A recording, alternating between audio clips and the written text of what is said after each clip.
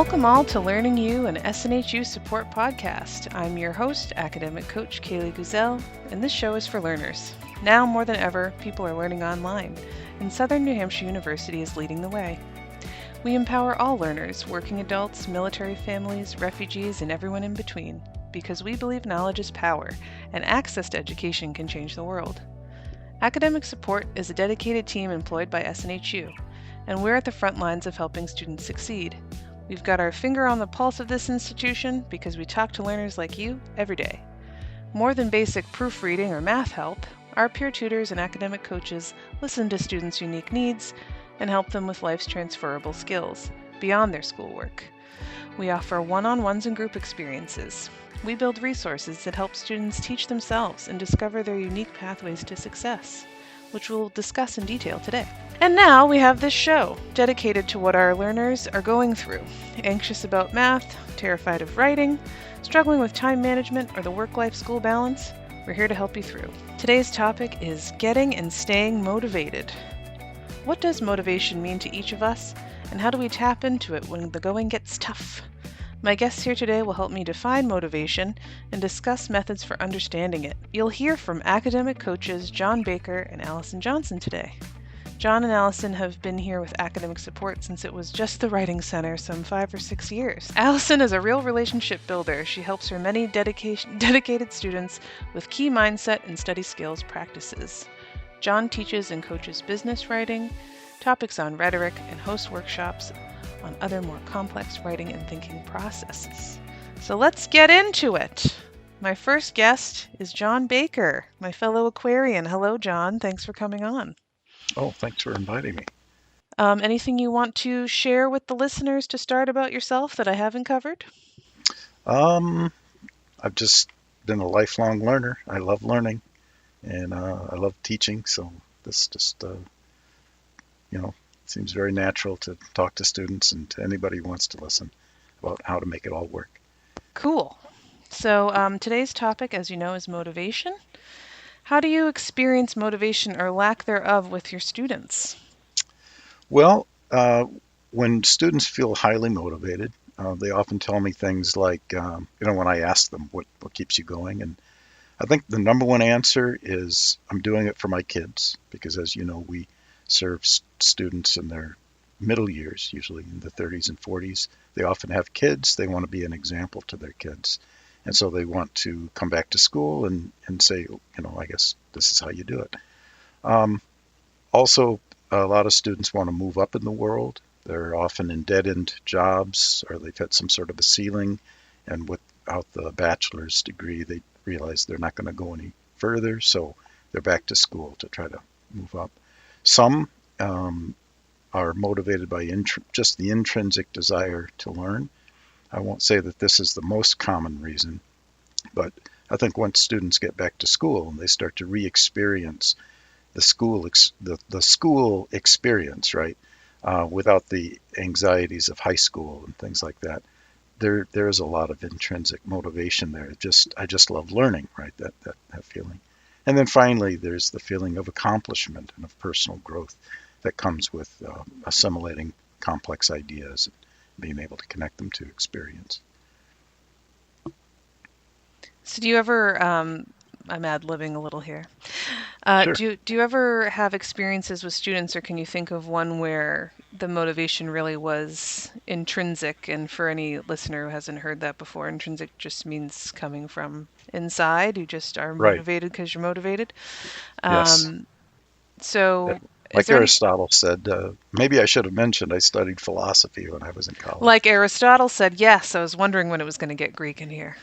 All right. So Aristotle said, the basic idea of man is that man loves to learn, and women too. But he lived in a different time. But human beings just love to learn. Women were implied. Were implied, yeah, implied. But yeah, I think that there is a lot of truth to that people just naturally want to learn and grow. I'm not sure why. Animals don't often exhibit the same trait, but human beings do like to expand their horizons. Now, there can be things that get in the way of motivation too.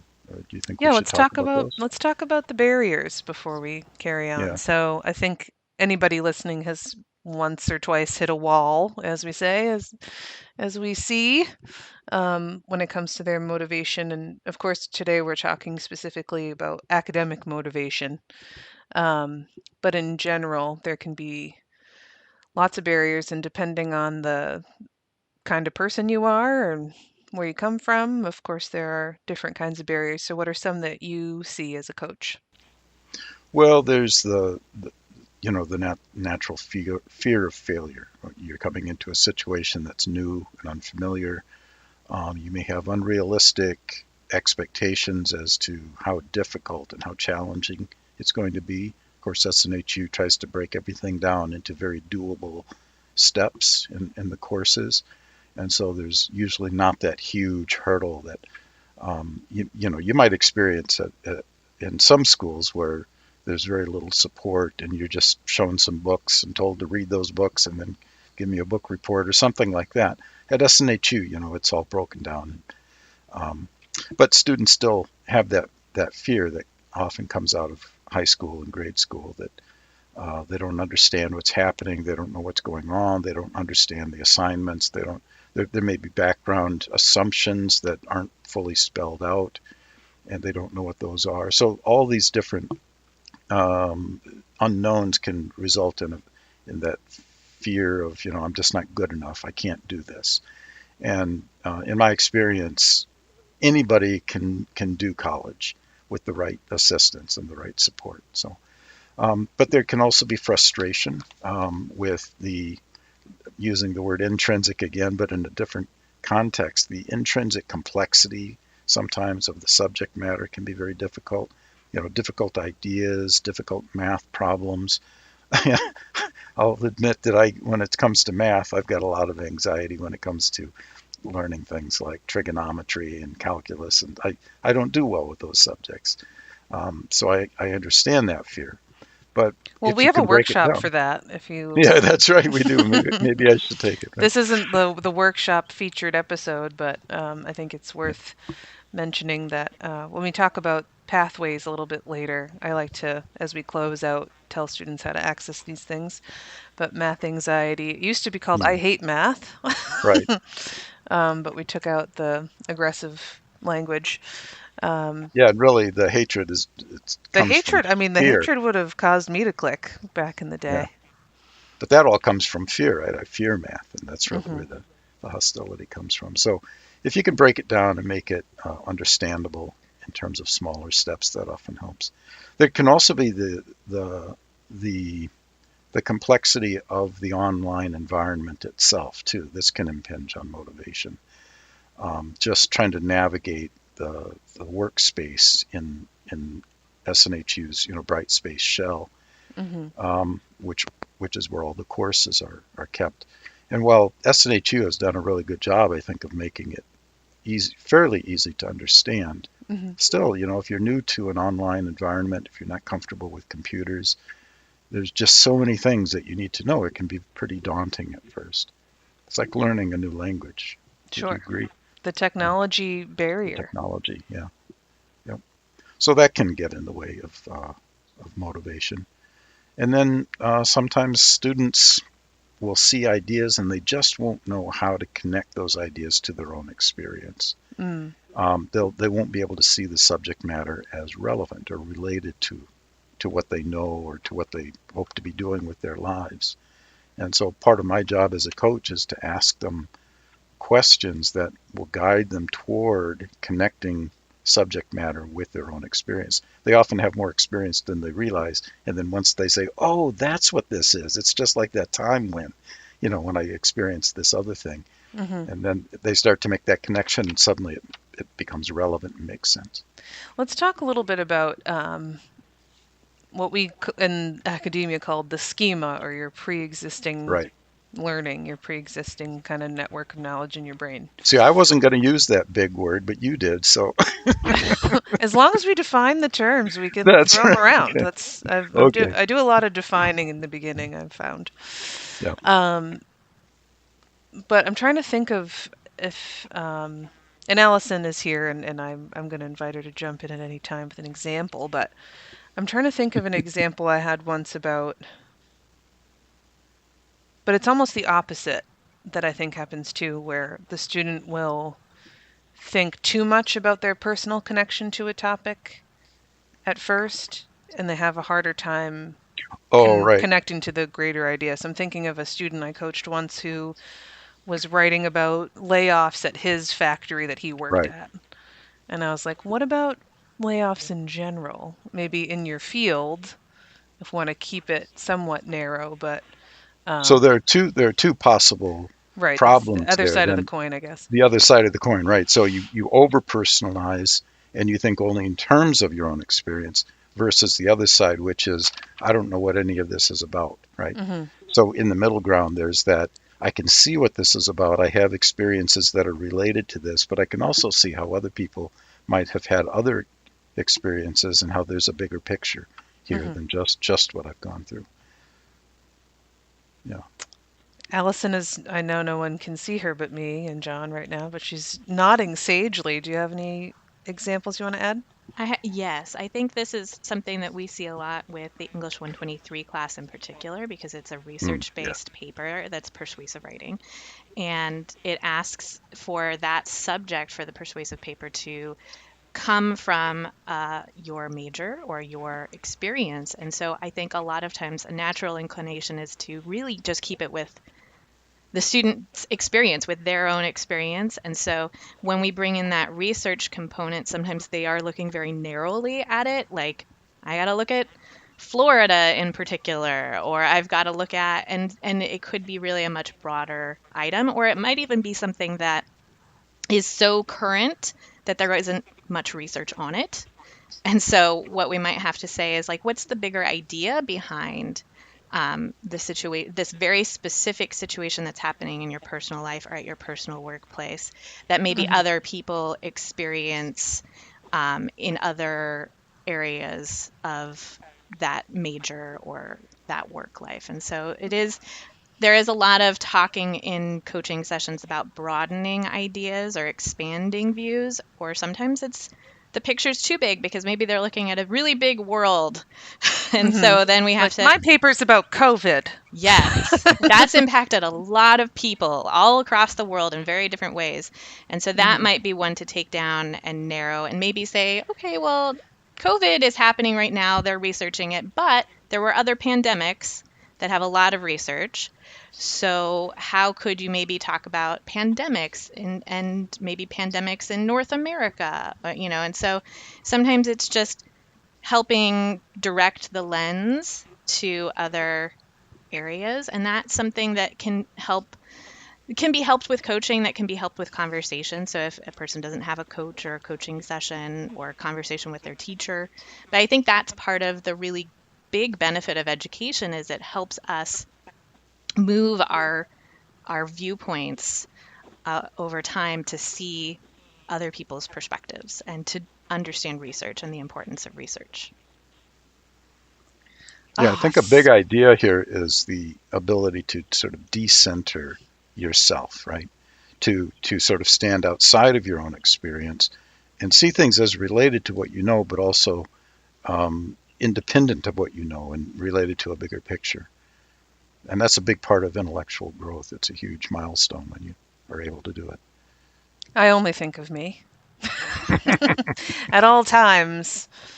And since we are featuring the asynchronous resources today, I will mention that in the show notes I'll put a video about narrowing your topic if you happen to tune in Yeah. today and you are working on a research project that is demotivating you or daunting you in any way. We have a great video voiced by academic coach Deb about narrowing your topic that is really helpful. And probably if I had to guess, one of the most common coaching sessions that I would conduct is narrowing topics, or like trying to find a paper topic that is actually researchable, because it's more of a process than sometimes is presented, I think. Sometimes there's this whole inquiry piece of it where you're trying to think of, what you don't know about the subject first, and that's not always obvious. So coaching can help with that, and that's what we do. So we talked about barriers a little bit. Are there any other that you want to list or enumerate before we get into some methods and strategies, John? Well, there's this idea of self-talk, the little voice in the mind that says you can't do this, or you're not good enough, or you're just, you don't deserve this. For more Things on like self-talk, please see episode 1 on mindfulness. Oh, really? Okay. Yeah, Yep. we definitely talked about self-talk, self-compassion. So, yeah, tell us how that relates to motivation. I don't think we touched upon that.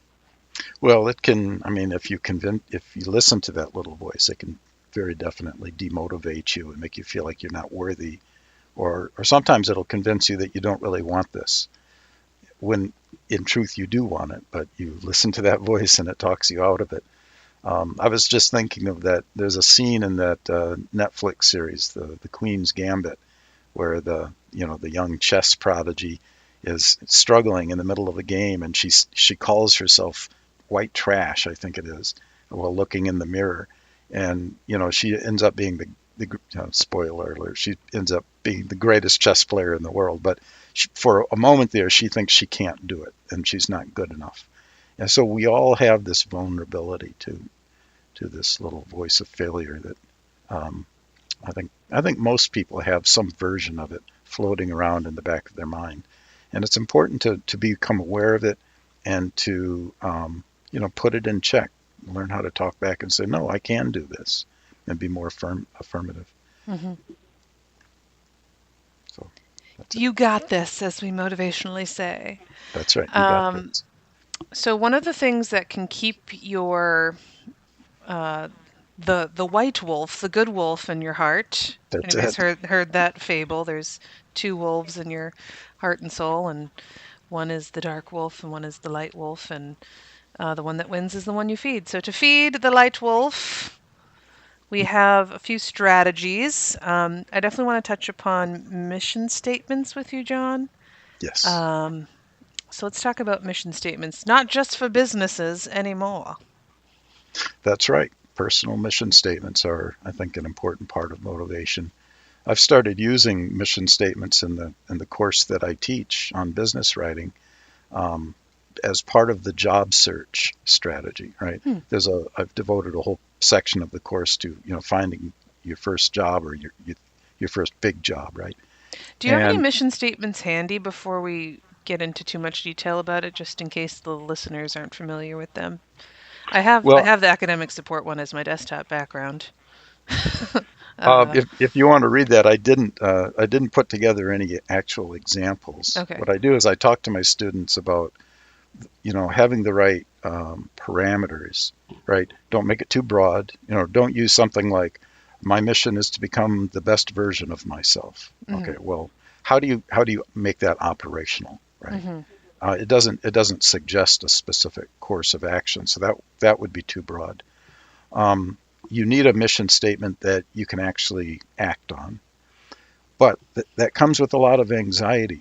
I think people fear boxing themselves in with a mission statement that's too narrow.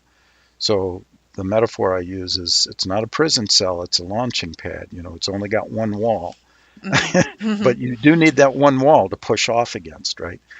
And then also expect that your mission statement will grow as you do. So as you mature, your mission in life will mature right along with you. You're not locked into anything. But there actually is a mission statement I can remember from memory. It was Steve Jobs' mission statement when he started Apple. He said his mission was to create machines for the mind to further humankind, or something like that. For the betterment of humankind, I think it was. That was the original mission. Very poetic. Yeah, it rhymed. And some people would scoff at something so broad, but it created the Apple Corporation. And then in more recent years, after Steve Jobs died, they came out with this monstrosity of a mission statement that doesn't say a whole lot. But it should be inspirational. I think that's the takeaway from Steve Jobs' mission statement. whatever it is, make it something that gets you up in the morning and makes you go, yes, for this I'm all in. Right. I just opened my resume, which starts with my why, which is another word for mission statement. I'm just going to read it as an example. You can let's workshop it, gang. Tell me if it's terrible or not. Okay. Okay. Let's see. Where is she? So my why. I believe in the power of difference. When our diverse perspectives come together, we heighten our understanding of each other and of the world. By mindfully creating educational tools and content with diversity in mind, I harness the power of difference and create meaningful change. So that's my personal why as an English as a second language professional, and someone who builds resources. Is your Venus in Pisces by any chance? It sure is. Well, that makes sense. I know, I'm very soft. This attraction to otherness, right? Yes. Yeah. And my Pisces immigrant husband as well. That's it. Yep. Yeah. It all makes sense. John and I are the academic support resident astrologers, so we'll try not to go down that rabbit hole. We'll start a whole separate podcast about that. I'm sure no one's talking about astrology on Spotify yet. But anyway, yeah, so that mission framework is based around the work of Simon Sinek, whose info I'll definitely put in the show notes, because that's a strong motivational tool, reminding yourself what you like and are passionate about and what you believe in. Starting with why rather than what or how, right? Like, we build iPhones, peace. It's not. Right. That's no mission. Yeah, W. Edwards Deming used to talk about mission statements too, and he cautioned against making them too specific, because if you're too specific, you sort of get left behind by history. Like, imagine a company that makes carburetors. They make the best carburetors in the world, and then around the mid-'70s, fuel injection takes over. Okay, well, are you going to keep making carburetors? Well, or are you going to move to a more advanced technology? So if you define yourself as, we're going to create fuel, fuel maintenance systems or something, fuel delivery systems for engines. Okay, that's broader. That keeps you in the business for a while longer. But then when electric cars take over, now what are you going to do? Mm-hmm. So somehow you have to keep rethinking what you're doing, and stay with the original idea, but change with the times as well. Be able to evolve. Mm-hmm. And I think it's possible too, my dear guests and listeners, that you can kind of have the same general why for everything you do. I just really love language, and I think that language and communication is the backbone of everything that I do. I'm getting my MFA at SNHU right now. Excellent program, check it out. And I want to, I know how to write. I write every day. I teach writing, but I want to get even better so I can communicate even more clearly. And teaching English as a second language is helping other people be understood. So I think that there's a common vein in there. And whether you love math or cars, or those things are, they can wear different clothes in your life. Yeah. Connect with what you're passionate about, even if you think it's silly at first or irrelevant, like cars, or boats or whatever. Start with that. Did you say oats? That's what Did you just say oats? Did you say no, oats? boats. Oh, okay. Whatever, And now a word from our sponsor. No, speaking as the male of the group here, all the guy stuff. Yeah. But don't be ashamed of the things that that make you sort of sit up and take notice and get interested in things, and then build on that. Mm-hmm. Your hobbies and your passions and whatever they are. What advice would you give to help students stay on track and reach their goals? Well, it's nice to know when you're going to be done, right? So when you come into school, I don't think that this is news to anybody, but when you come into school, maybe set up your entire class list so that you can just see, okay, I'm going I can see when I'm going to be done. I'm going to take these classes, maybe 1 per term or 2 per term, and check them off, and I'll be able to see myself getting closer to my goal. And I'll never have that feeling of, when am I going to be through this, right? Because you'll always know, you'll have that date. So that's kind of what they do in SNHU 107. They have students plan it out, figure out their termination date, instead of keeping it open-ended. Don't do what I did. I became a professional student for a little while. I finished in 5 years. Mm-hmm. My undergraduate, my dad was like biting his nails and trying to get me through the darn thing so that I could move on to other stuff. But I was in love with the learning and in love with classes. But that's not really the best way to do it. It's good to have a plan and then stick to it. I also think rewarding your successes is important. Mm-hmm. So when you are successful with a paper or completing a class, do something for yourself. Do something nice. Just to treat yourself like a stranger for a moment. Just say, you did a good thing there. Yeah. It doesn't all have to be, just I'm alarmingly food motivated myself. food. Yeah. Yeah. Whatever it is, do something nice for yourself.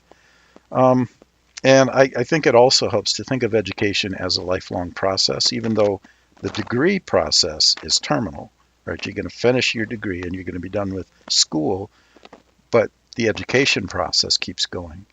School is just one phase in the lifelong education process. So don't think like it's all going to end. It's just going to change after you graduate.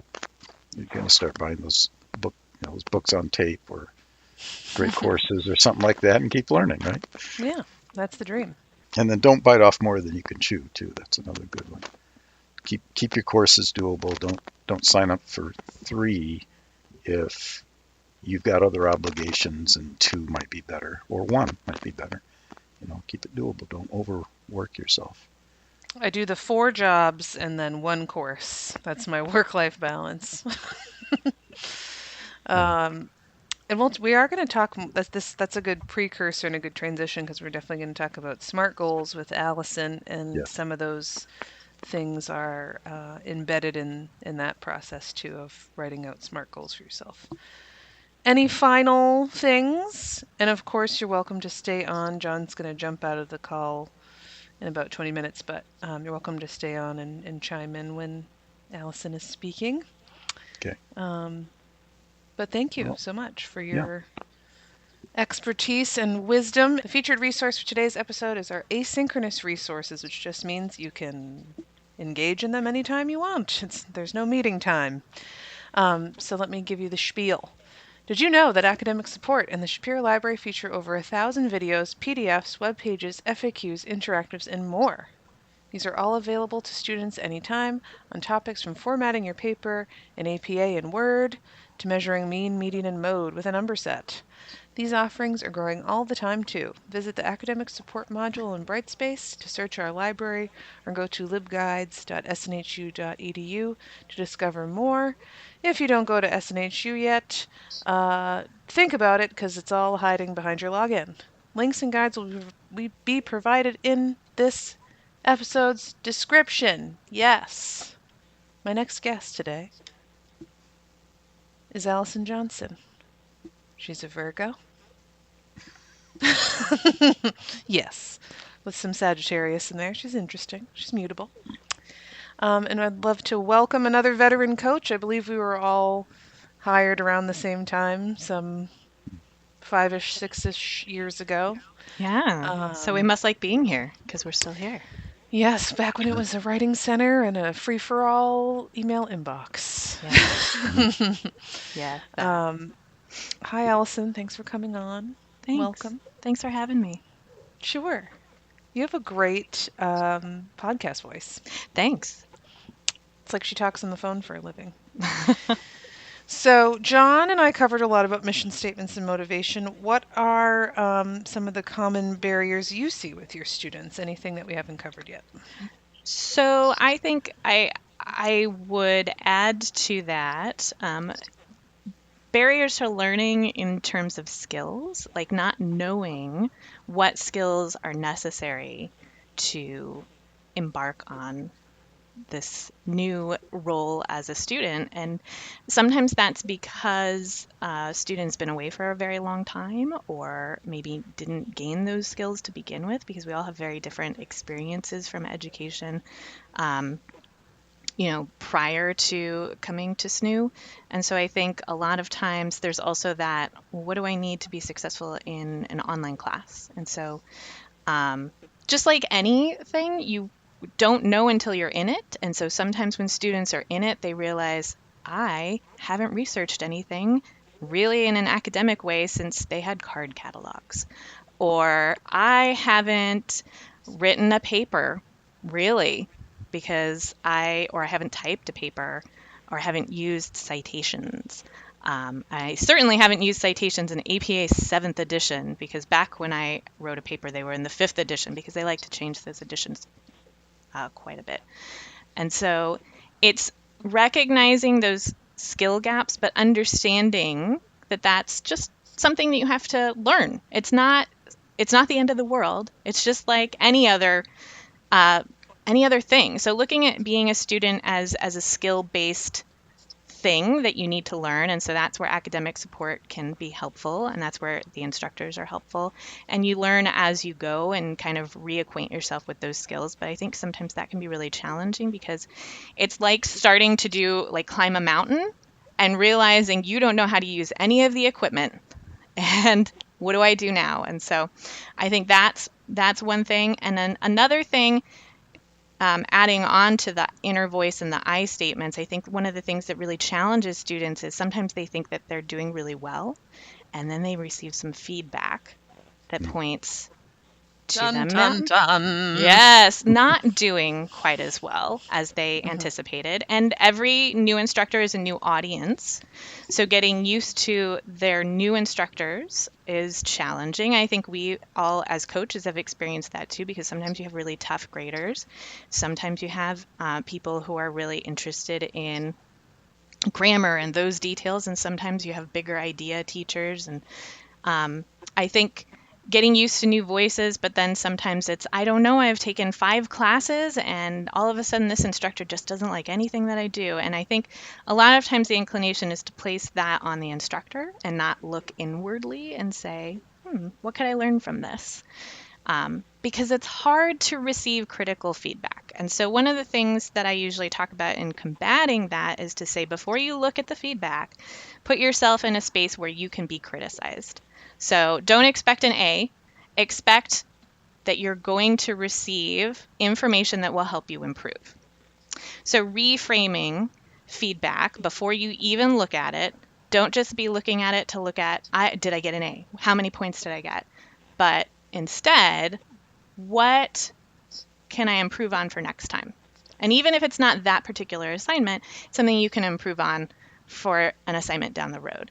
And so if a student's looking at it that way, instead of, I should have gotten 100, I worked really hard on that paper, that's a better approach to those things. So those are 2 barriers that I think are the ones that I talk about the most with students, in addition to what John spoke of. And it's definitely in addition to, sorry, John, go ahead. And the growth mindset, as you were describing it there, that idea you're constantly growing. Mm-hmm. And I think we might have touched upon that in episode 1 too, but listeners, you'll notice that we're talking about a lot of thinking about thinking, metacognition, and being aware of, as Allison's mentioning, your own processes, your reactions to things, and maybe trying to break the habit of checking for a grade or checking for points, and going in with maybe a different mindset of, I definitely didn't do this perfectly because I didn't wake up an angel from heaven this morning, unless you're me.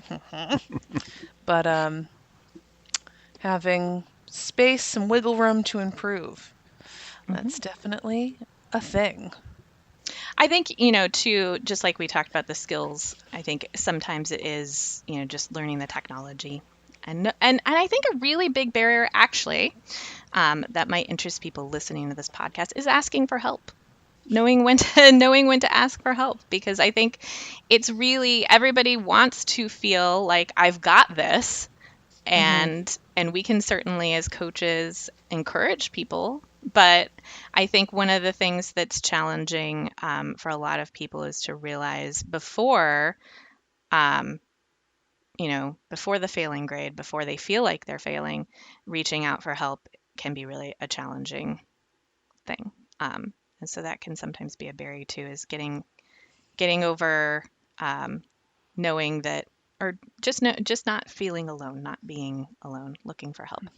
And then we have all the barriers that are from outside of us, like time constraints, homeschooling your children, time constraints, career, relationships, management, and sickness, pandemics, etc. And while we won't touch upon how to deal with each one of these barriers individually, I think we're talking more about the root cause of motivation and demotivation, which is knowing why you started a certain goal or a certain path. So with that, I want to talk about another method that we use here at SNHU in a lot of courses, but also while we coach, which is setting SMART goals. Would you mind defining those and talking about how they can help with goal setting? Yes, and maybe adding a little bit about the habits in with that, because they go hand in hand. So SMART goals are used in SNHU 107 in particular, but they're in a few other courses, and they're very popular. And they stand for specific, measurable, achievable, or attainable. Sometimes they swap that out. Realistic or relatable, and timely. So the concept behind that is that, usually we have really broad goals for ourselves. So that kind of goes back to that broad versus narrow perception. So we might say something, our favorite time to set goals and have resolutions is New Year's. And so sometimes we'll say, I want to lose weight. But what does that mean? How do you accomplish that? And so SMART goals is a process of taking a really big goal and chunking it down to something smaller. And so a SMART goal for weight loss would be something like, I will walk 30 minutes at least 5 days each week. I will track my progress by using a fitness tracker, and I'm going to check my stats once a week. And then I'm going to, and increasing that level of activity may help me lose weight, which is the bigger goal. I will do this for 8 weeks. And then I will reevaluate my goal and increase my walking time or make adjustments if I need to.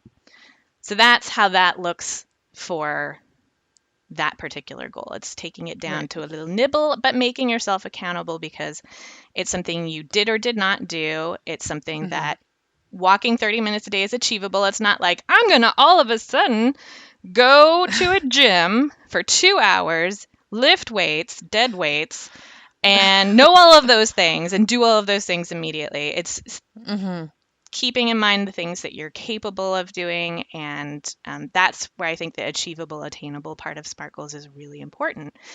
And SMART goals are wicked smart because what they're really focusing on is moving away from goals and instead looking at habits.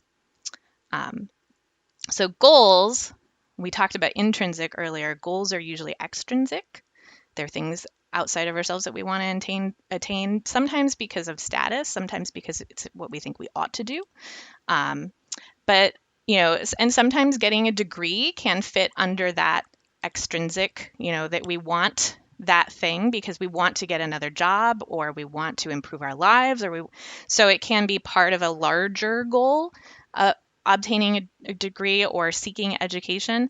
But if we get it down to SMART, it's looking at the habit level, the things that we do that will help us attain goals. And habits are really great because they extend past the goal, because a goal, once it's attained, we feel great. It's nice that we met that goal. We lost the weight. We earned the degree.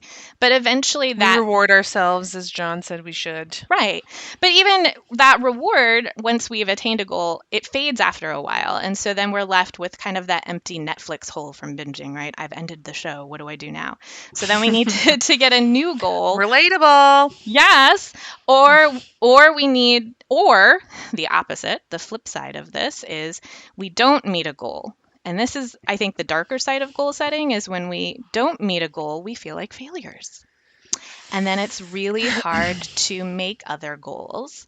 And so that's why shifting away from really, really big goals and switching to smaller habits can be really helpful, because it's a day by day thing as opposed to a really big overreaching thing.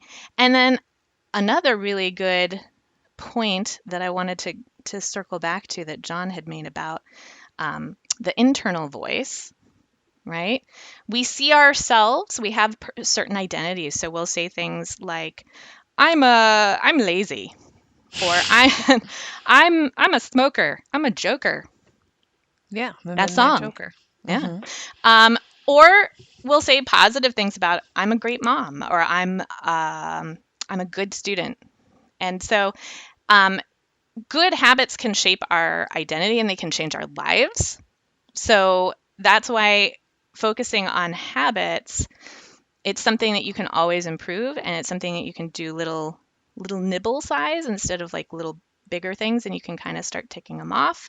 And they can be really vitally important to motivation, because you can start kind of ticking off habits one by one. And also the great thing about habits is they become automatic. So when you first start something, like I want to be a good student, and so because I want to be somebody who's well read. I want to know about reading, and I want to just know things. And so I want to be a reader. I want to be known as a reader and change my identity. So like I'm a bit of a reader or a critical thinker. And so to do that, then I'd say, okay, I need to actually read a lot to do that. And then to set that up, I'm going to have to get into a habit of doing that. And so then it's making sure that I'm doing that daily. And at the start, that's going to be hard. Where do I find the time to do that? When do I do that? How do I change my environment to make it more inviting for me to read? Can I use some technology tools like Audible instead of just reading a book?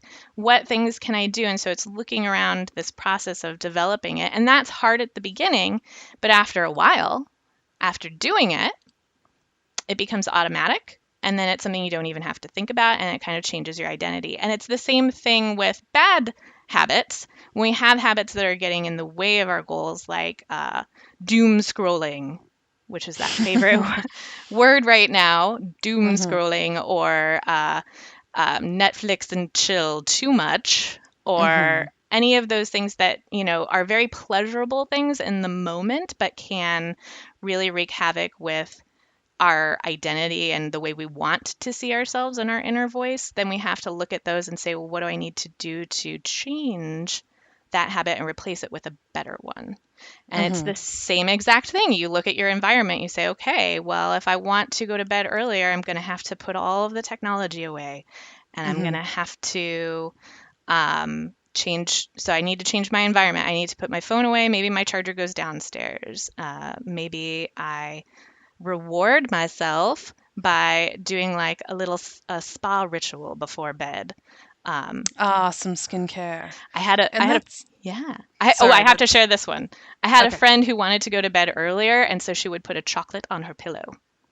Ooh, And hotel so style. because she loved, and she's like, because then I knew that there was that chocolate there waiting for me, and so I love I had a chocolate on my pillow. And so little things like that are good examples of rewards, because I think sometimes when people think of rewards, right, they think it has to be big or I have to spend money on it. Like I'm going to buy a jet ski if I get my bachelor's degree or whatever. Right. But it can be something simple as I'm going to listen to my favorite song and rock out, or I'm going to high five myself, or I'm going to post it on social media so that other people can celebrate my win. Yeah, and smash that like and subscribe button like you're going to do with this podcast, because it's an excellent dopamine hit for the brain. Exactly. I think when we were speaking about environment too, that speaks to the attainability of the SMART goals. Like, do you have the environment to read for 30 minutes every day or not? Or do you need to change it? So some of the questions, and I'll link this in the show notes too. I just built an infographic about SMART goals like last week that a peer tutor helped me build, Sammy, and it has a couple questions in there you can ask yourself for each thing. So, is this specific enough? Is it measurable? Like you said, the 30 minutes walking a day, you can measure that. Did you do it or not? Okay, success, fail. Like I think we get too many, self-talk can be super generalized, and like you can't be a failure in general as much as part of your mind or psyche or past history. I don't know your life, I don't know your story, but I know mine, and mine has some of that in there. So the general failure is very easy to banish once you start measuring it.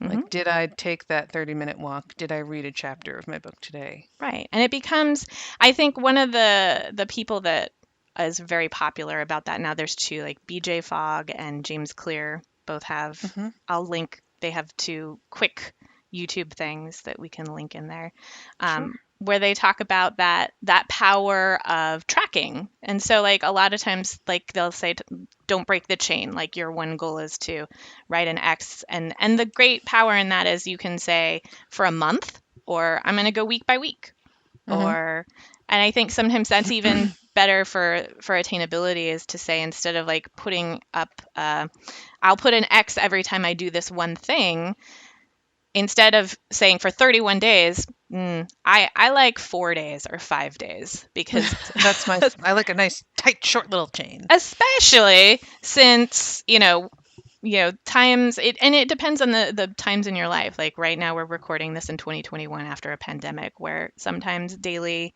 things are challenging, and so it also, maybe you're ready to take on a 30-day goal and not break the chain for 30 days. But sometimes I think when people break the chain, then they're just broken. Yes. I can't do this. Look at me, I messed up. But I think that's where the 5-day, if you do the 5-day one, that's helpful, because then you can say, didn't do it this week, I'll do it next week, and I'll keep the chain going next week. Every January I sign up for a 30-day yoga challenge, and I do it for 30 days, but not necessarily in a row. Exactly. And that's like, call it a free pass, but it does get done. So, take it easy on yourself too is probably a good. Be kind to yourself. Self-compassion is another. There's a good book about self-compassion, because I think a lot of people are really hard on themselves. And so we've got to talk to ourselves like we're a friend. So that when you're not motivated, if you can think about, and that was probably covered by David in the first one, but if you can shift your perspective to think, how would I talk to my child or my best friend or my parent if they were in this situation? Yeah. And then that can be helpful in shifting it too. Or how would they talk to you? I think it's so fun to like try on a different voice, different perspective too. It can be, if there's somebody really if you encouraging. fail over and over again. Yeah. Yes. Yes, that's true. I should say that. It does not go without saying, but don't choose someone who's mean. Right. Because we have enough of those. But sometimes that can be motivating too, is you can think of the person who said you couldn't do something, and I want to stick it to that person. And so that can be motivating too. Hey, whatever works. Right? All right. So my final question for you, and I'll definitely James Clear and BJ Fogg. I think that's funny that one's fog and one's clear. I know. Did you see? Okay. I caught that, yeah. Did you get that when you're reading all of their bibliography? I did. Yeah. Any last advice or a curious question you can invite students to ask themselves when they seem less than motivated? So I think a curious question they can ask themselves is, why? I think the biggest question is, why don't I feel motivated? Because I think a lot of times when we're demotivated to do something, we don't really tease out why that is. Sometimes we know. Sometimes we just know it's, I just got some bad feedback, or I'm tired, and it's a hard time. I'm so tired. I've done so many things. But I think that's the first step in anything, is to identify those challenges, and also kind of put yourself in the future and say, like, if I give up now, 6 months from now, how am I going to feel about that? Mm-hmm. Or, I think because a lot of times when we're demotivated, we think about our current status, which can be really challenging because sometimes there's a lot going on. But then if we can kind of mentally jump into a time machine and go into the future and say, but how would I feel about this? And sometimes the answer is surprising. Sometimes it is, you know what? I would say to myself, you had a lot going on and it was okay that you stepped away from it at that moment. Mm-hmm. And sometimes it is like, 6 months from now, I'd be like, oh, why'd you stop? Why'd you go and do that, Allison? Yeah. Mm-hmm. Past Allison? Past. I like to talk to the past and future self. So when like that's something that I talk with students about too, is like if I've made a good decision in the past that is implemented, that makes my life easier in the moment, like maybe I didn't say yes to an appointment or didn't do something, and on that particular day I'm like, ooh, thanks, past Allison. Thanks for making that decision. I don't have to go anywhere. Yeah, that really worked out today. Or I will in the moment say, hey, future Allison, you're going to have to deal with that, or I'm doing this for you, future Allison. You should know. All the love to you. I'm taking this hit right now so that future Allison in 3 months will be like, yeah, we passed that class. It's time for that nap. But I do want to thank Allison for coming, and John, of course, if he listens to this later. I'm thankful for you too, John. We're so thankful for John. We're so thankful for John. He's very wise, and he does have a voice for radio. So hey, we're all there. Yeah, got to make that dream come true today. So that's it for today, dear listeners. I'd like to close the episode with an excerpt of the Academic Support mission statement. Hey-o, full circle. We empower each learner to follow their unique curiosity. So get curious and explore Academic Support's offerings. Existing students can find academic support right under modules in your courses or competencies. And if you're not learning at SNHU yet, think about it. You will have the best support system in higher ed behind you. Visit snhu.edu to learn more. This has been Learning You with Coach Kaylee Guzel, and from all of us at Academic Support, thank you for tuning in. We hope to work with you soon.